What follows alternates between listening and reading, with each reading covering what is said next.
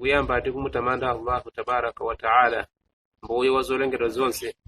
Chachiwiri mtendere ndi madalitso za Allahu tabaraka wa taala zipite kwa mtumiki wathu Muhammad sallallahu alaihi wasallam, akubanja ake ndinso masahaba, anthu okhawo amene adamuona mtumiki wathu Muhammad ali moyo ndipo adakhulupirira za utenga umene iye adabwereza.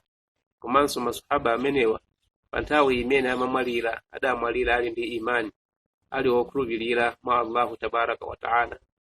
Bale wanga, pambuyo pomutamanda Allahu tabaraka wa taala ndinso kufunira zabwino mtumiki wathu Muhammad sallallahu alaihi wasallam, ziwani kunena kuti Allahu tabaraka wa taala amayang'ana zinthu ziwiri mwa ife. Amayang'ana zomwe zili mu mtima ndinso zichitochito zathu, ntchito zimene ife tikugwira usiku ndi usana. Izo zili choncho malinga ndi kulankhula kwa mtumiki wathu Muhammad sallallahu alaihi wasallam, makamaka tu hadithi ija imene akutipasira Abu Huraira radhiyallahu ta'ala anhu.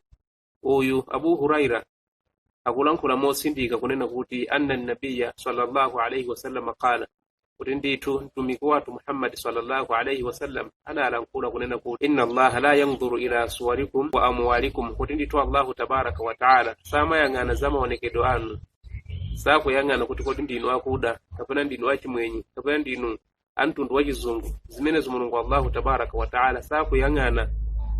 Komanso sakuyang'anaso zakapezedwe kanu, kuti kodi ndinu osauka, ndinu achuma, kodi ndi zinthu zotani pa umoyo wanu. Zimenezo Allahu tabaraka wa taala samayang'ana, koma walaki yanzuru ila qulubikum wa a'malikum. Subhanallah. Koma zimene amayang'ana Allahu tabaraka wa taala amayang'ana tu muntima, kuti kodi muntima mukusunga zotani. Muntima muli zinthu zimene zimamusangalatsa Allahu tabaraka wa taala. Muntimamu kapena mwina muli zinthu zimene Allahu tabaraka wa taala akamaziona amadana nazo. Muli shiriki, muli bid'a, muli nsambi, machimo. Komanso chachiwiri chimene Allahu tabaraka wa taala amayang'ana, akuti tu amayang'ana zichitochito zathu, ntchito zimene inu ndine tikugwira usiku ndi usana. Ntchito zimenezo ndi zimene Allahu tabaraka wa taala akuyang'ana.